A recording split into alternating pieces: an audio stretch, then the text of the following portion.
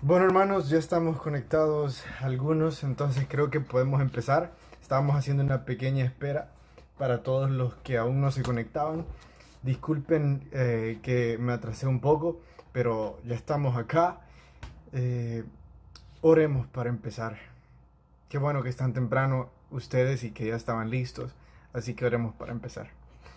Señor, hemos venido hasta aquí, Señor, para poder escucharte, Señor, para poder aprender de lo que tú quieres hablarnos. Te suplicamos, Señor, de que este momento tú lo puedas ocupar para sanar algunas heridas, Señor, para guiarnos en nuestro caminar y, Señor, para proveernos de lo que necesitamos. En tu nombre oramos. Amén. Amén. Bueno, hoy estamos en el libro de Zacarías, lo empezamos ayer y hoy creo que lo vamos a terminar. Ah, entonces, si ustedes tienen sus Biblias por ahí, sería bueno de que vayamos hasta ahí porque, no, mañana lo terminamos, mañana es segurísimo que lo terminamos. Zacarías es un libro un poquito más largo y como siempre tenemos una breve introducción sobre Zacarías y como ayer no hubo club de lectura, no pudimos hacer una breve introducción sobre este libro, pero siempre es importante que lo hagamos porque estamos estudiando la Biblia. Zacarías fue un profeta enviado en el mismo momento que Ageo, quizás no como en el mismo año, sino en el mismo periodo de tiempo post-exilio. El libro de Zacarías se desarrolla en un momento de reconstrucción, en un momento de reconstrucción del templo y también de la sociedad y también del ámbito espiritual. Zacarías fue un profeta que Dios ocupó para hablar al pueblo, pero especialmente para hablar a dos personas, para hablar a Josué y a Zorobabel. En los capítulos que leímos ayer pudimos ver cómo Dios utiliza a Zacarías para hablar directamente a las inseguridades que que Josué y Zorobabel estaban sufriendo. Incluso en el capítulo 3 nosotros vemos que algo hermoso sucede. Y es que en el capítulo 3 verso 3 dice, y Josué estaba vestido de vestiduras viles y estaba delante de Jehová. Eso dice la Biblia literalmente. Una de las inseguridades que sentía Josué era que no creía que podía ser digno de ocupar el puesto de sacerdote o líder espiritual del pueblo, porque él posiblemente no había nacido en una ciudad con un templo, o él no tenía lo suficiente, o él había pecado, él había cometido errores. No dice bien qué. Lo que sí dice es que esas vestiduras representaban pecado. Él no se sentía apto para hacer lo que Dios lo había llamado a hacer, porque se sentía muy pecador. Entonces Dios envía a Zacarías para decirle a Josué, comprendo tu situación, entiendo tus inseguridades y esto es lo que yo pienso acerca de ellas. Dice luego la profecía, quítenle esas vestiduras viles y pónganle ropas nuevas, blancas como la lana. Ahí nosotros podemos ver que Zacarías no hace nada. Dios no le dice a Zacarías, Zacarías, limpiate y luego te puedo usar. Dios no le dice a Zacarías, conseguir ropa limpia y después te puedo usar. Dios hace el trabajo de quitarle las vestiduras viles, de quitarle el pecado, y Él hace todo el trabajo. Hermanos, eso es exactamente lo que Dios está hablando a nuestras vidas constantemente. No nos está pidiendo a que nosotros nos limpiemos solos, a que nosotros hagamos algo. Dios nos está llamando a que creamos en Él y Él va a hacer el trabajo. Él va a transformar nuestros corazones. Él va a quitar el pecado. Ustedes y yo no nos podemos quitar el pecado nosotros solos. Y la muestra de ello es que durante mucho tiempo lo hemos intentado y no hemos podido. Luego en el capítulo 4 también hay, al final, sí, el capítulo 4 también hay otra de esas profecías que hablan directamente a las inseguridades que sentían Josué y Zorobabel. Y es que parecía que ellos no se sentían capaces, parecía que ellos no se sentían que pudieran terminar la obra. Entonces Dios les dice ahora a Zorobabel específicamente, ya habló a Josué, ahora habla a Zorobabel, verso 6 del capítulo 4. Entonces respondió y me habló diciendo, esta palabra de Jehová a Zorobabel. Ya habló con Josué, ahora vamos a Zorobabel. Zorobabel no es con ejército ni con fuerza, sino con mi espíritu, ha dicho Jehová de los ejércitos. Zorobabel, sé que tenés a un pueblo que gobernar.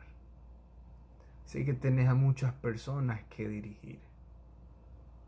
Pero la forma en la que esta ciudad se va a levantar no es con ejércitos ni con fuerza, es con el Espíritu de Dios. El mensaje era, Zorobabel, hay mayor fuerza en tener fe en lo que Dios va a hacer que en los ejércitos. Ahí está el verdadero poder.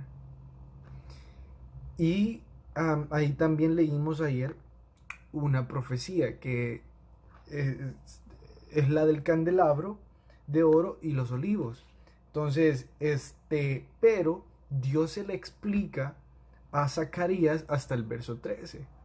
Y me respondió diciendo, ¿no sabes qué es esto? Y dije, Señor mío, yo no sé. Y él dijo, estos son los dos ungidos que están delante del Señor de toda la tierra.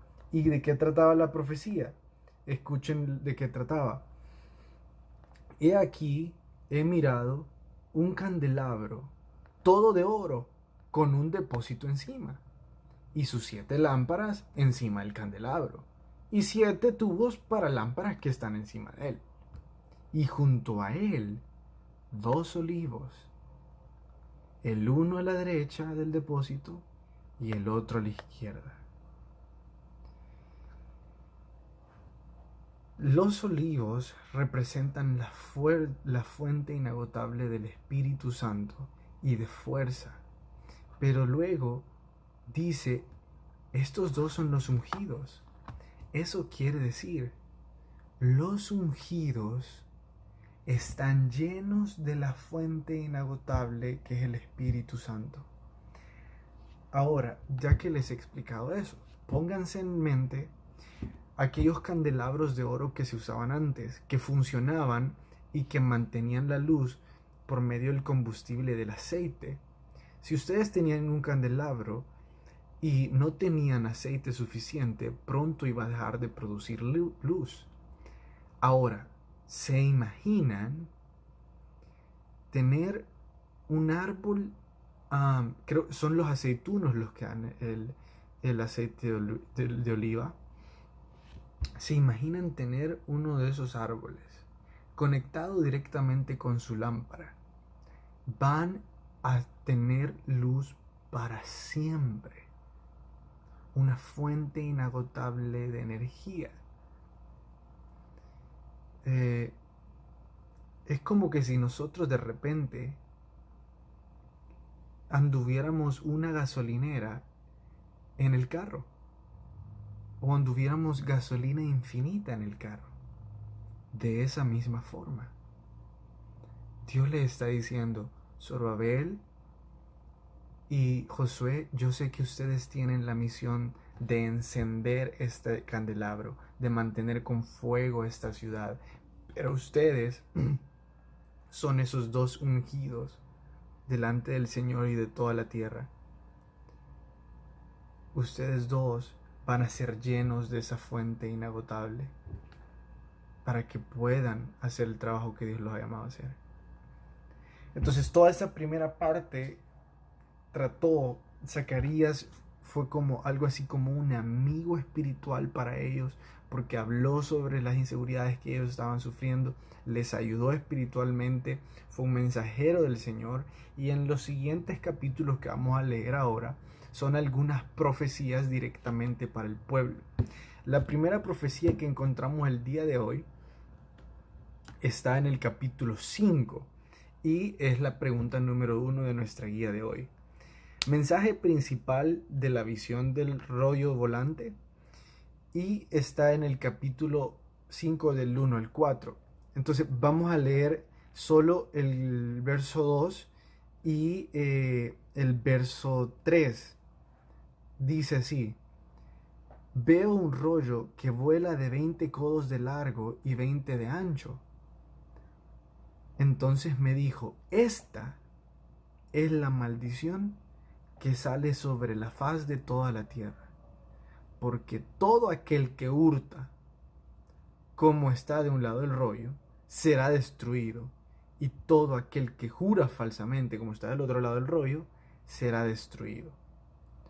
Yo la he hecho salir, dice Jehová de los ejércitos, y vendrá a la casa del ladrón, y a la casa del que jura falsamente en mi nombre, y permanecerá en medio de su casa, y la consumirá con sus maderas y sus piedras.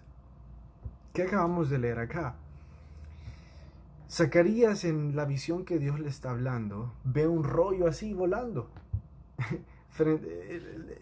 No sabemos si él estaba soñando, no sabemos si él estaba teniendo algún tipo de visión. Él dice: alcé mis ojos y vi. Puede ser que literalmente lo haya visto y Dios le haya hablado a través de eso. Entonces son algunas de las 3 posiciones que se manejan cuando depende del vocablo. Entonces esta es una de las que literalmente Dios le permitió ver una figura física real, porque él dice: y alcé mis ojos y vi. Hay otras que crean que se cree que Dios les hace entrar en algún tipo de clímax que los lleva en el espíritu.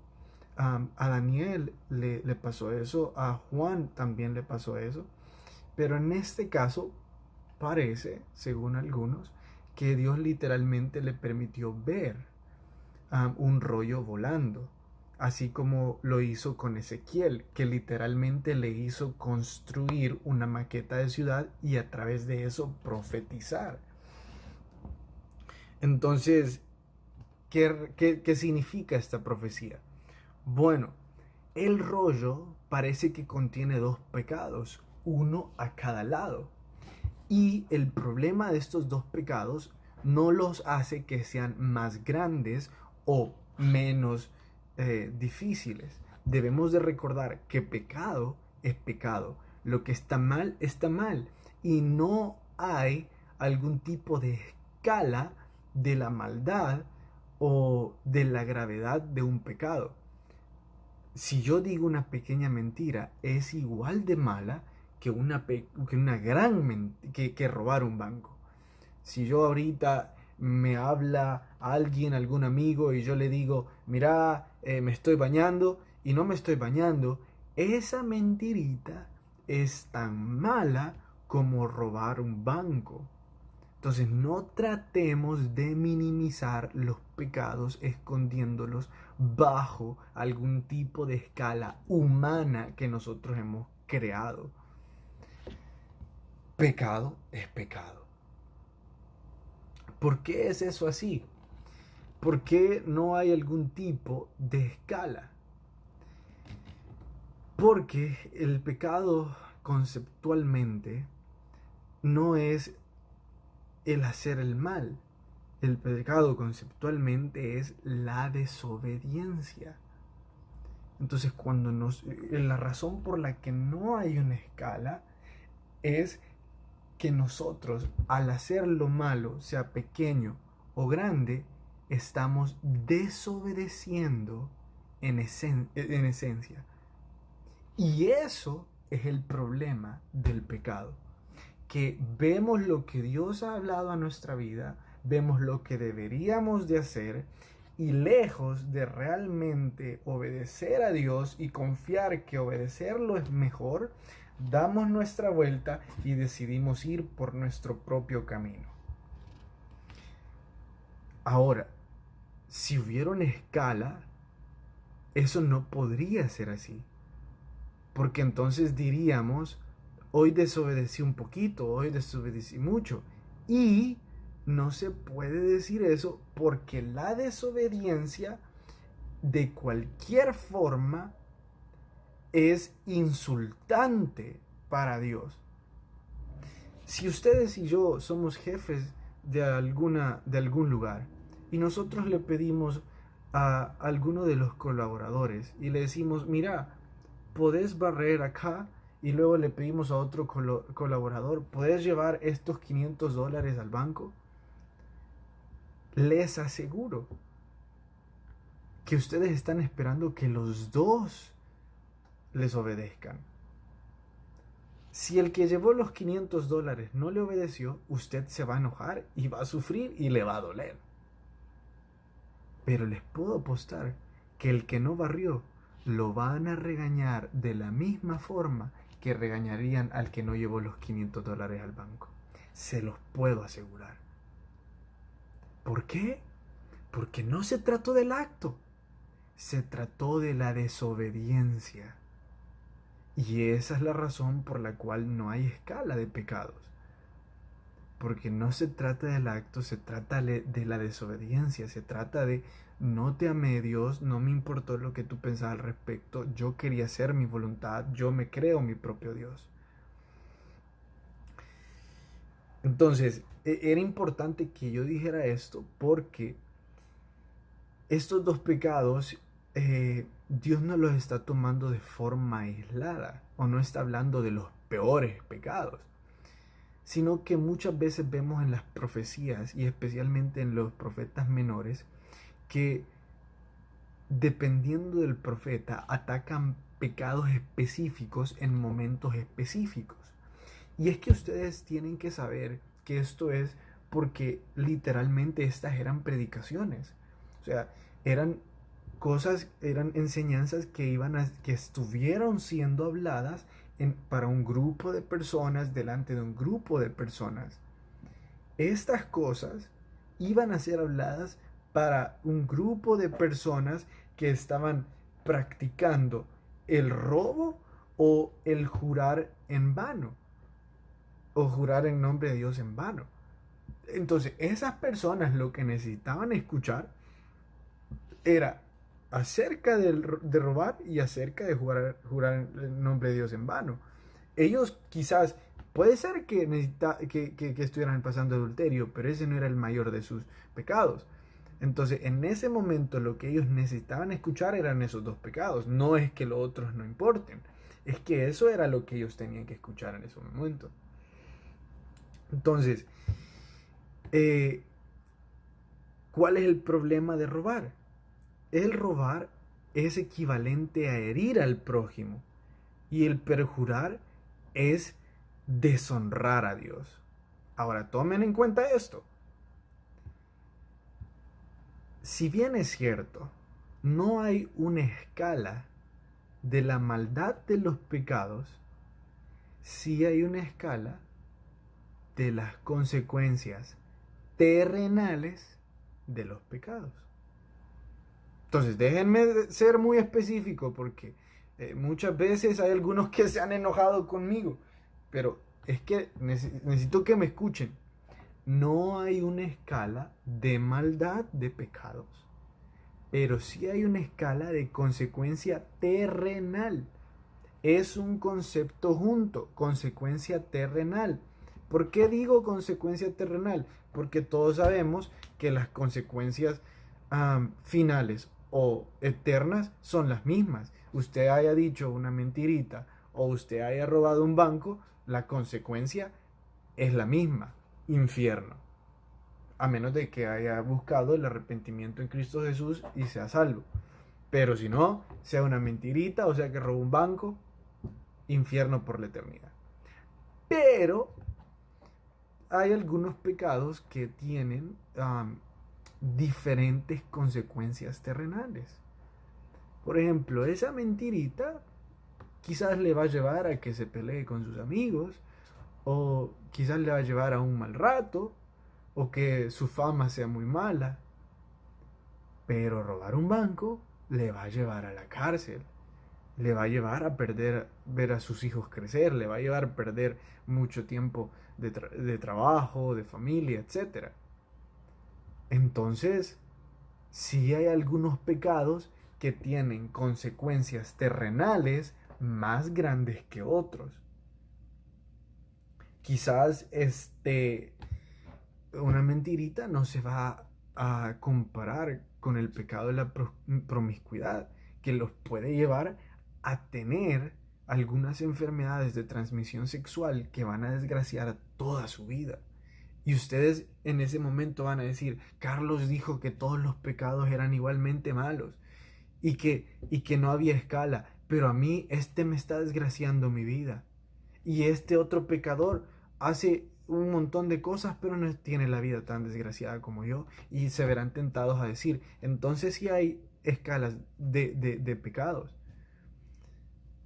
Por eso era importante que yo explicara esto, porque hay una escala de consecuencias terrenales, pero los dos fueron un insulto a Dios porque desobedecimos. Dios dijo que iba a maldecir a esas personas que cometieran esos pecados porque uno estaban quitándole la bendición a su prójimo y el otro estaban blasfemando directamente con Dios. Pero los dos y otros pecados igual de malos. Vayamos hasta la pregunta número 4, porque es un poco, no, la pregunta número 3, hay un poco de confusión en cuanto a lo que algunos escritores piensan, y pienso que es una de las que más necesitamos ver. La pregunta número 3 dice de la siguiente forma: ¿cuál es el significado de la visión de los 4 carros? La visión de los 4 carros está en el capítulo 6 del verso 1 al 8. Dice el verso 1: de nuevo alcé mis ojos y miré, y he aquí 4 carros que salían de entre 2 montes, y aquellos montes eran de bronce. El primer carro había caballos alazanes. ¿Qué es un caballo alazán? Es un color de caballo, es casi como el color vino.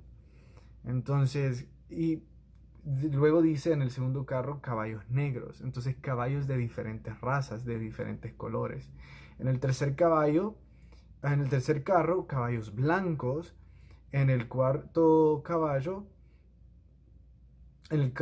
carro, caballos overos, rucios, rodados. Entonces esto es un poquito más explícito sobre todos los colores que tenían esos caballos.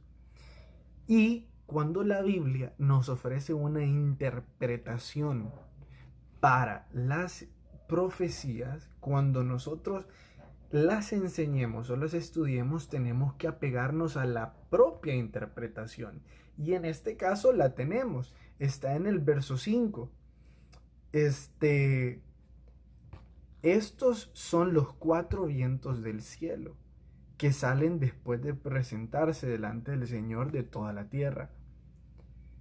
El carro con los caballos negros salía hacia la tierra del norte, y los blancos salieron tras ellos, y los overos salieron tras ellos del sur.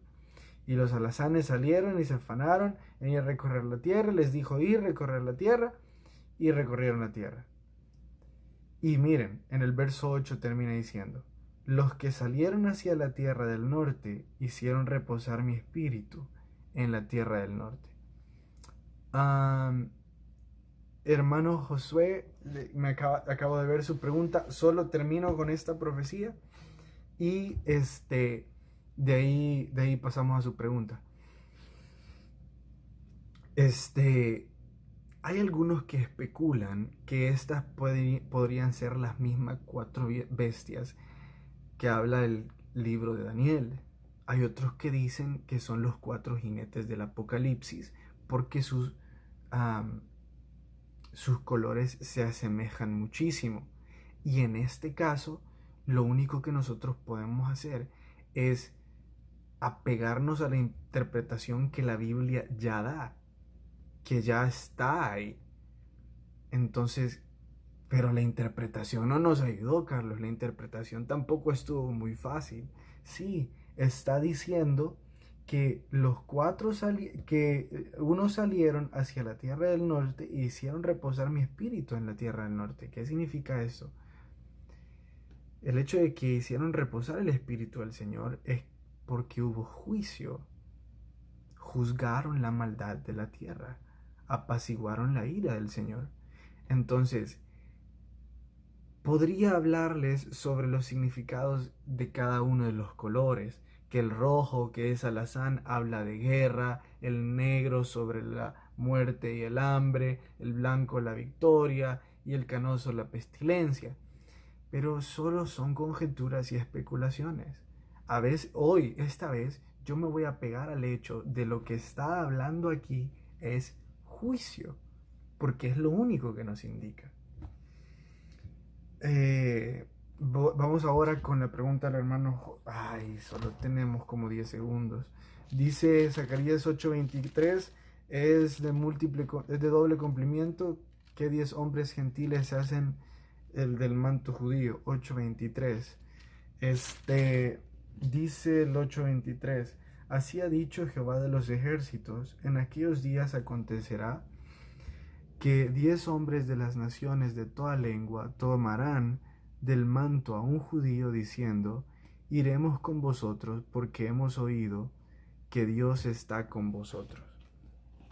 Hermano, esa no es una profecía, a mi parecer, de doble cumplimiento, aunque los estudiosos dicen de que este judío es Jesús y él conducirá a todos a Dios.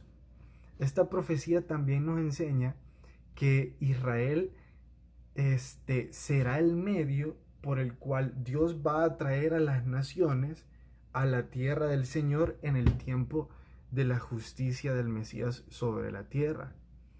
Esta profecía se va a completar en los últimos tiempos.